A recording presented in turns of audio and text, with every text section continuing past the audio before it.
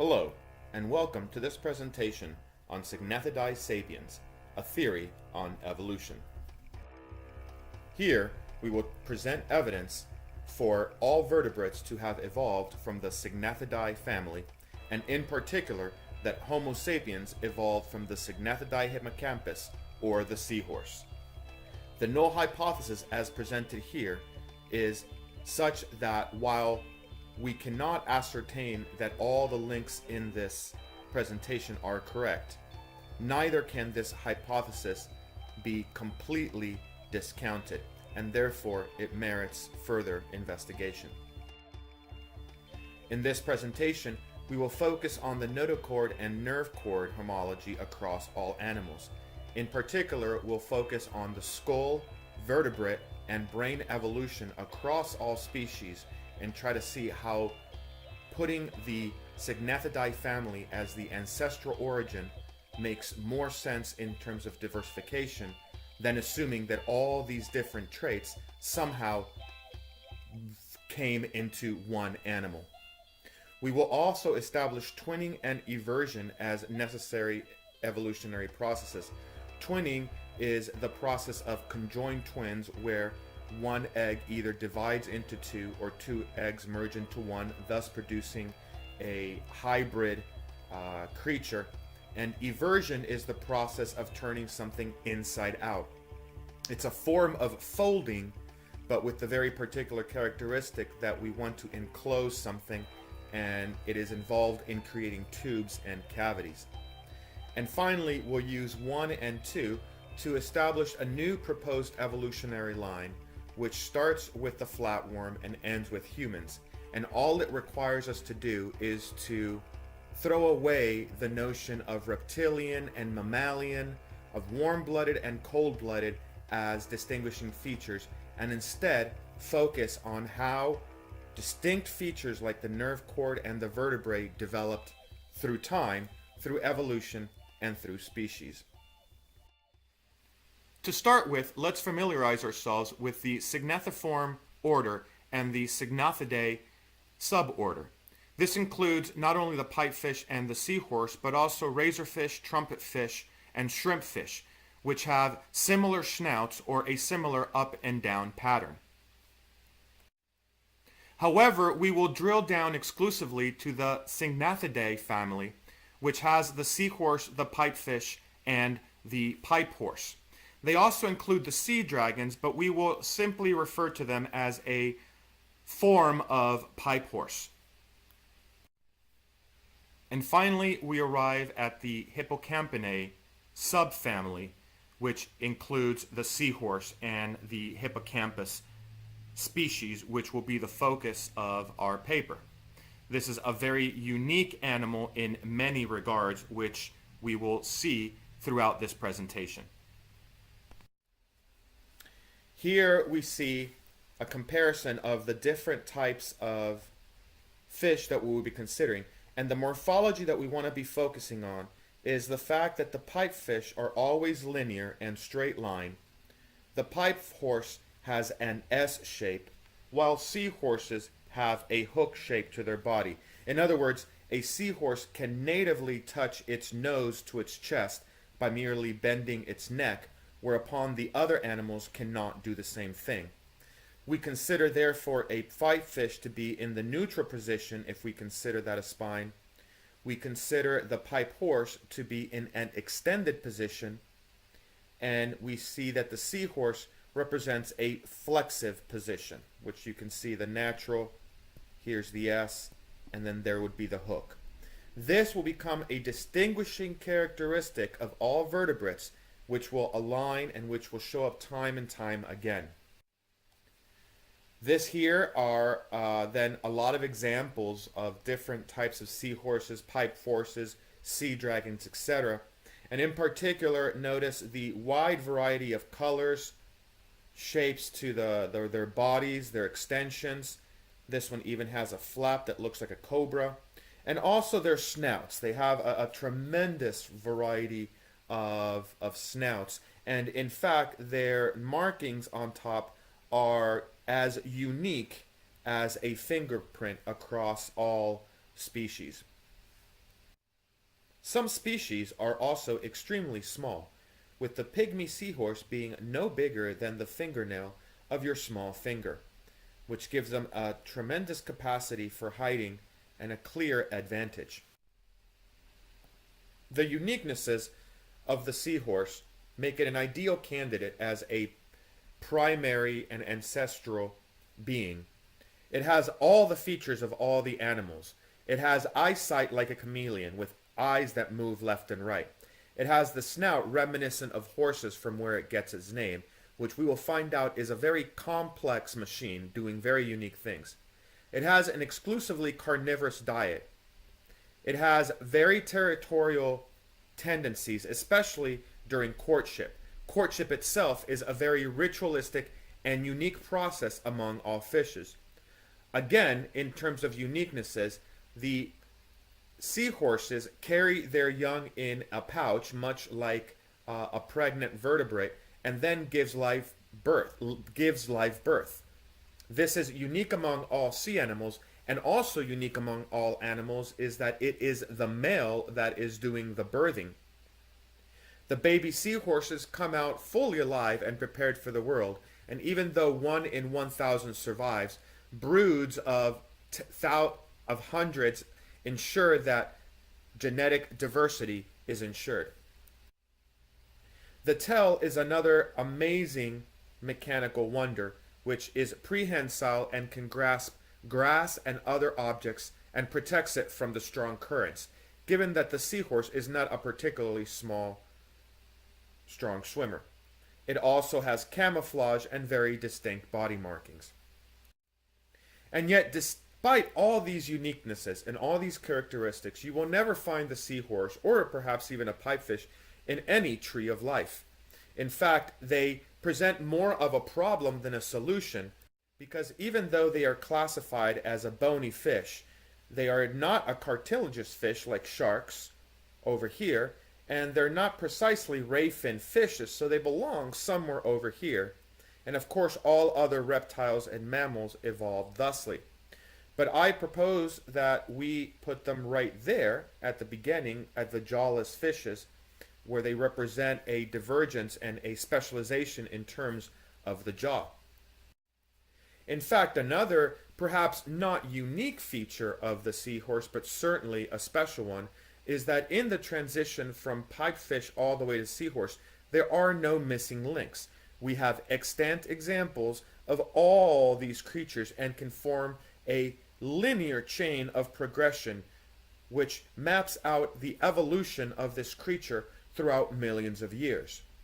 Now, the earliest fossil for pipefish and the like is only 50 million years ago, and then evolution is proposed to go from there. But remember that these numbers only represent existing evidence, and thus this means that this could have happened at least 50 million years ago. But as we progress through our evidence, I hope it will become clear that this number should be much, much further back, perhaps as far back as 10 times larger, with these precursors coming at the very beginning of life on Earth.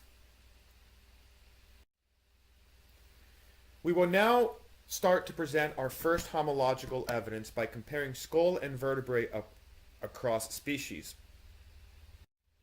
In particular, we want to focus on the seahorse shape and all its distinguishing features, and we want to look at this as a prototype for all the other features, as an archetype. This is the fundamental template, a genetic apex from which all other animals can borrow tools to achieve goals within their particular environment. The seahorses are differentiated by having the male being the one with the brood pouch and having a much straighter spine, while the female has a much more curved spine and a longer snout. In general, the diversification among seahorses and pipefish is amazing. They also have a dorsal fin which helps them a dorsal fin which helps them in balance, as well as pectoral fins which help them in movement and coordination and moving their head. Their gills are right here behind their, or in front of their pectoral fins, behind their eyes. and they have a coronet very much like you would see on a giraffe. Our first focus will be on the mandible of the seahorse, for it is unfair to call it a fused jaw when we see such a complex process going on. This is research from 2013, or in the last 5 years, which shows that the seahorse jaw is actually one hinged jaw here, one hinged jaw here, and another hinge up here. In other words, the seahorse is a complex body of multiple small hinges connected by muscle and tendon. And when we look at it from above, we notice that this division is also on top. Thus, the correct way to think about a seahorse's mouth is not as a fused jaw, but as these four tendons, much like a four-finger grasp, which is united by perhaps skin. After all, the exoskeleton is also unique in the seahorse in the fact that it has a skin. And therefore, this shape is what allows it, through a complex four-bar mechanism, to achieve feeding times of under 5 milliseconds through a unique process known as pivot feeding. I want us to pay attention and focus to this shape, a shape that would look something like this from the front, and this is from the side. And here is another look at the seahorse snout, where we see the distinct different plates and different factors that go into its snout. And whether it's because this is a different species or a different recreation, we notice that this is now looking more like an alligator with its jaw right here than anything else. We also see the coronet, which as before is also seen in the giraffe. Now this snout can be seen in several other animals. Here is a dolphin snout, where you see the separation on top and then for the bottom mandible. As well with albatrosses and storks, you can see the extension down there, the mandible piece at the very bottom, and you're likely to see fused ridges along the top, indicating where the seahorse or the pipefish snout fused. Same thing with alligators and crocodiles, as well as anteaters. So not only in the sea, in the air, in the land, and in between does this morphology fit, but also in some of these other creatures, such as the modern shark, whose jaw looks like a distended version of the bony plates that comprise the snout, or like this creature, like the xenomorph from the movie Aliens, whose extended snout comes out for feeding and looks exactly like a seahorse snout.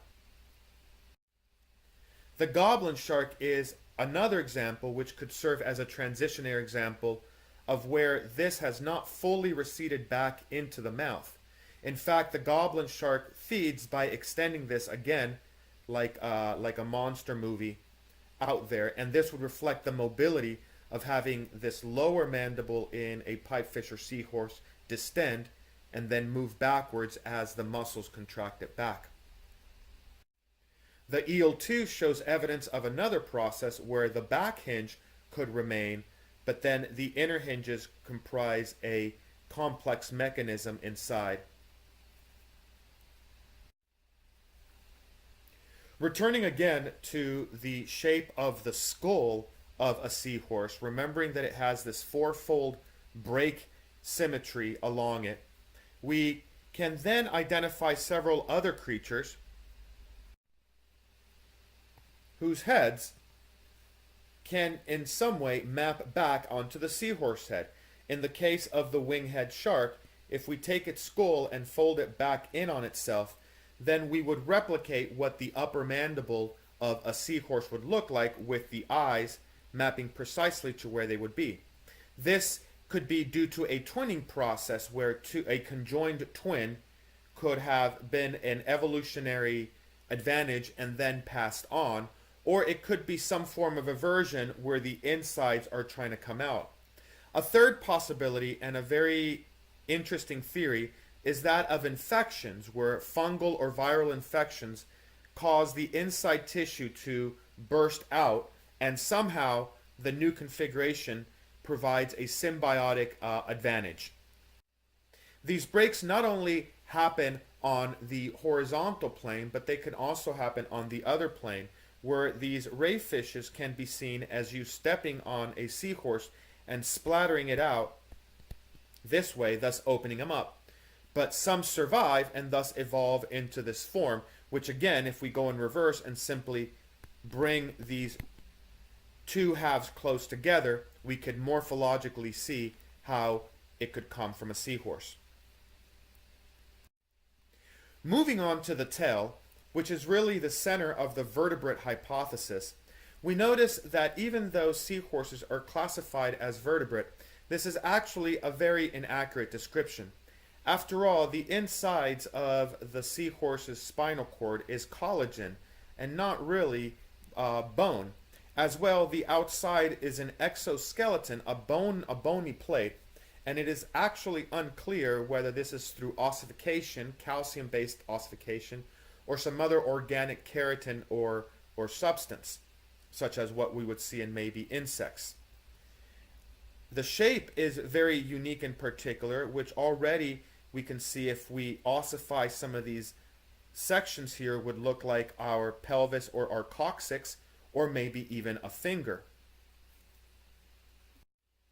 In a 2013 study, these links were scanned in terms and then applied pressure to see what kind of structural integrity they had, and they were found to be incredibly robust, in so much as the actual exoskeleton would compress but keep these pockets open such that the inside of the seahorse was not damaged, the central spine cord was protected, and then whether the seahorse dropped down to depths and was crushed by that or an animal, it could survive.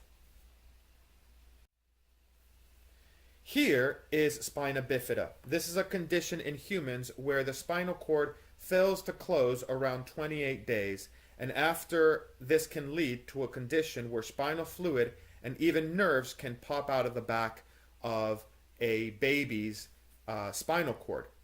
It's worth noting that the meningocele form of this looks very much like a dorsal fin and is placed very much like where a dorsal fin would be in a seahorse.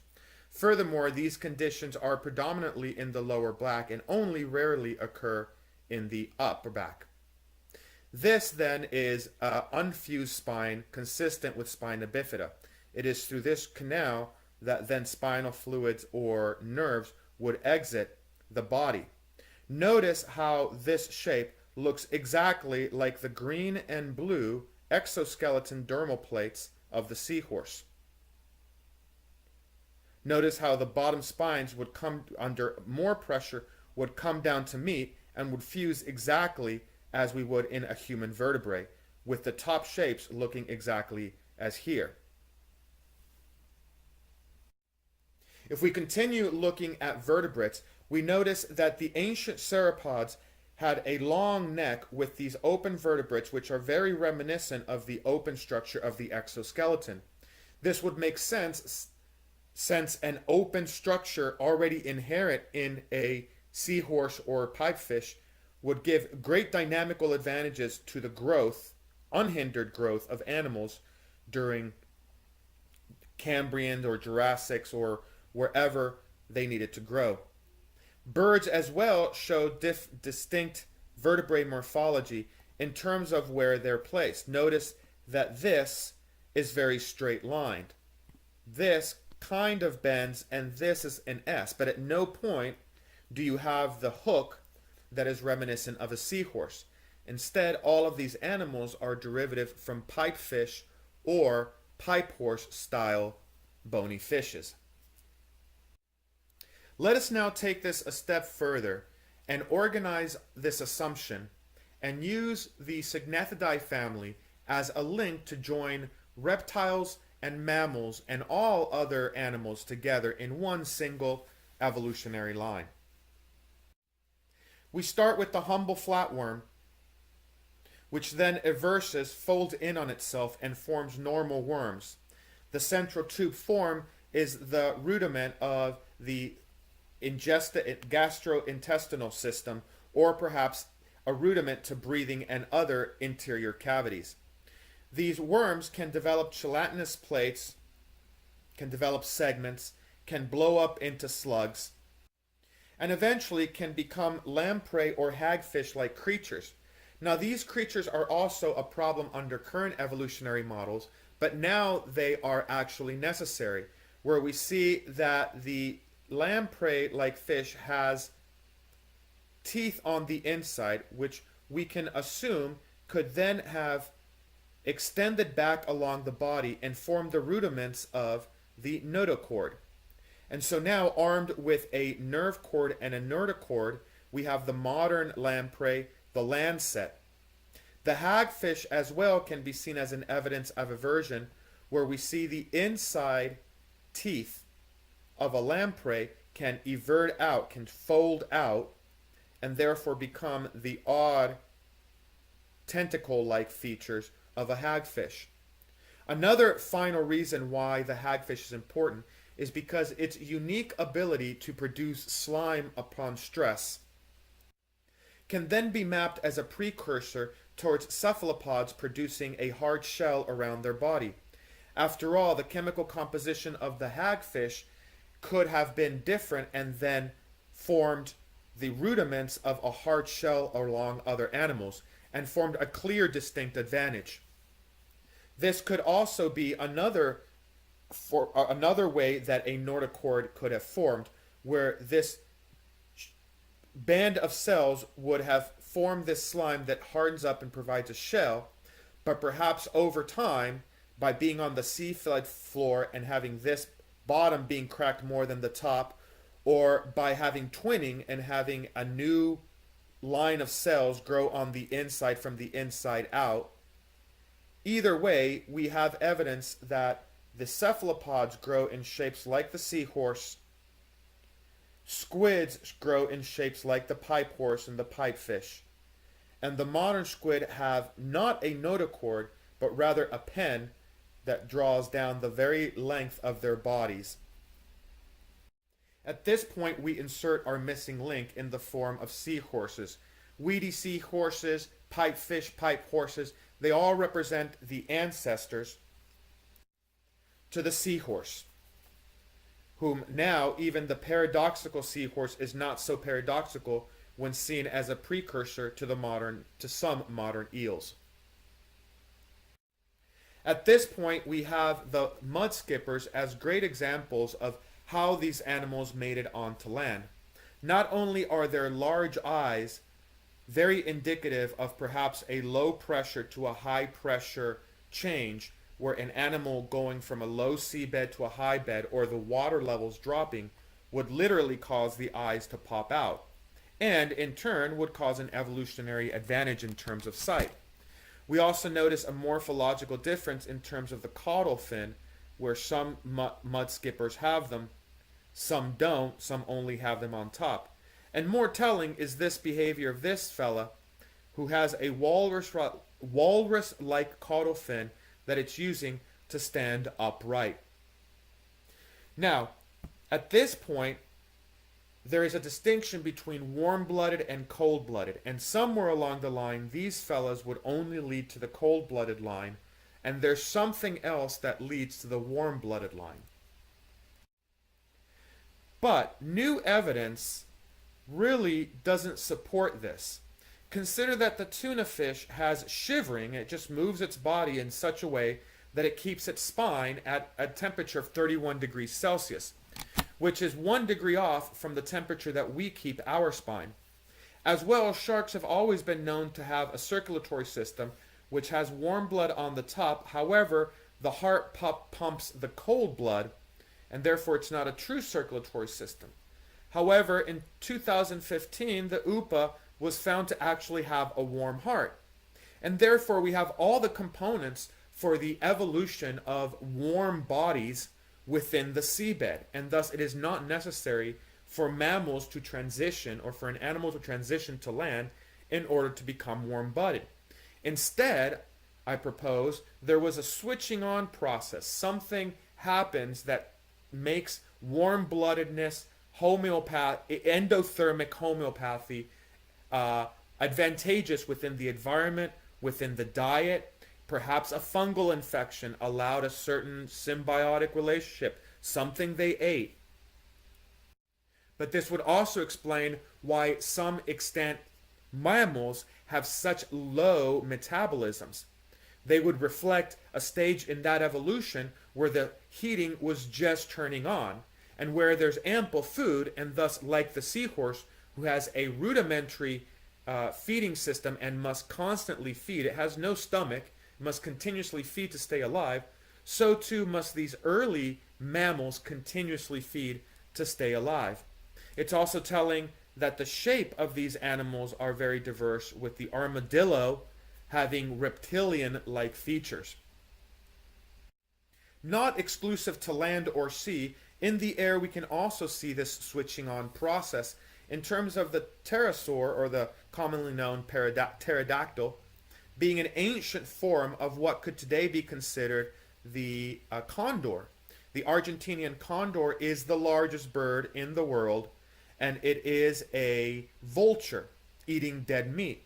This would make sense, for if the ancient birds were fish eating like albatross, during ice ages, fungal blooms, algal blooms, whatever catastrophe asteroids hitting, they would switch from a mode of eating live animals to a mode of gorging on dead animals.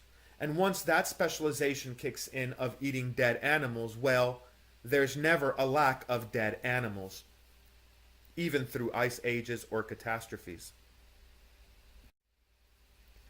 Then, the normal model of mammals having to have gone on land and then come back into the water in order to produce whales and dolphins need not be the case.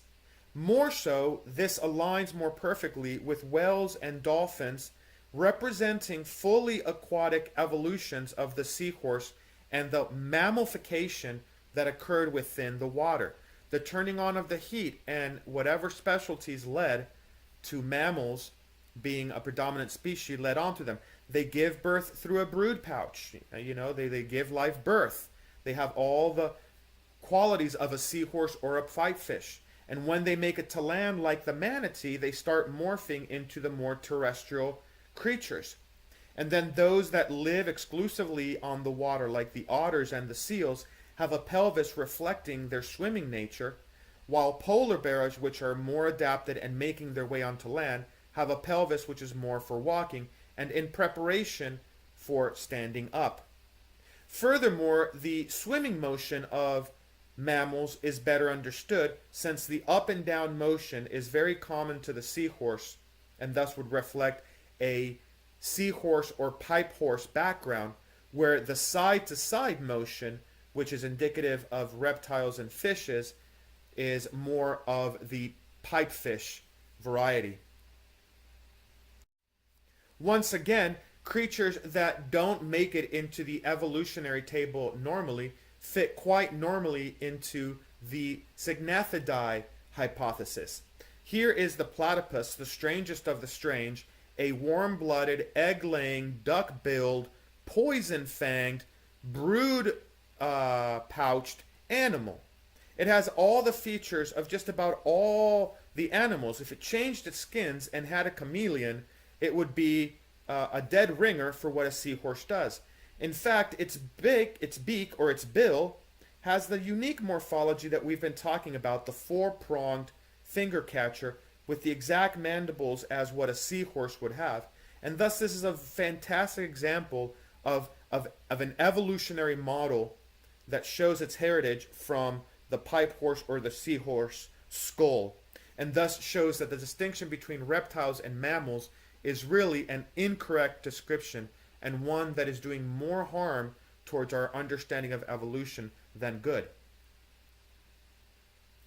The other marsupials come into line, with kangaroos showing this natural tendency towards moving up, towards perhaps standing upright, and thus perhaps these fellas have more seahorse in them, and their natural tendency to want to be upright exerting itself over time. From marsupials, it's a very easy jump to internalizing the brood pouch, and having the tarsier be an example of our primordial origin.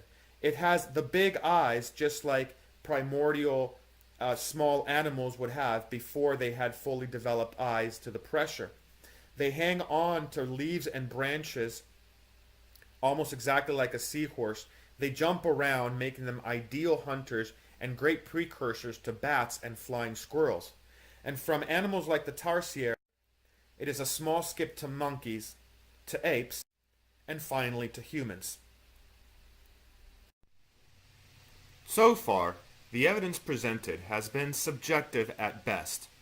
A lot of assumptions about the morphology and evolution in time and space as they line up with our model are merely based on visual and some, but very little, genetic evidence. Thus, what we need is more clear examples, more clear evidence of this evolution within current animals and in particular within current humans. In order to do this, we will recapitulate the discredited recapitulation theory of Haeckel, because now that we have our starting point, the linear shape of the pipefish, the curved shape of the pipe horse, and the bent shape of the seahorse, we can now clearly see the organization of the animals. Here we see that these animals are morphologically straight, and thus under this model derived from the pipefish. In terms of snakes and chickens, maybe even possums, we have a curved shape, but perhaps not really the break that would demand from a seahorse. When we get to cats and bats, and of course eventually humans, we eventually unmistakably have the bent neck shape.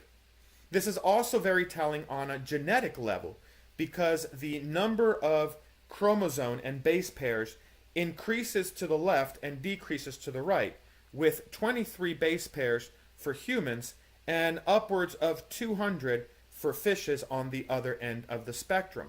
Primates also revolve around 23, and other animals such as the dogs and cats revolve around 50 and so.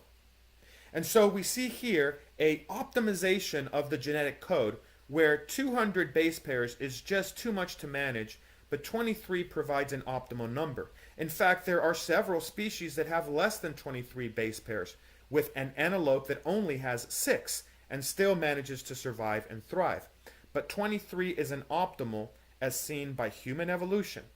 Furthermore, the recapitulation theory is seen in the bends, where we see that a dogfish shape looks like a earlier snake shape, and that would make sense on a genetic level where we are being more optimized, where it once took 200 units of information to code this creature. Now it only takes 100 units to code this one, and thus we can be more efficient.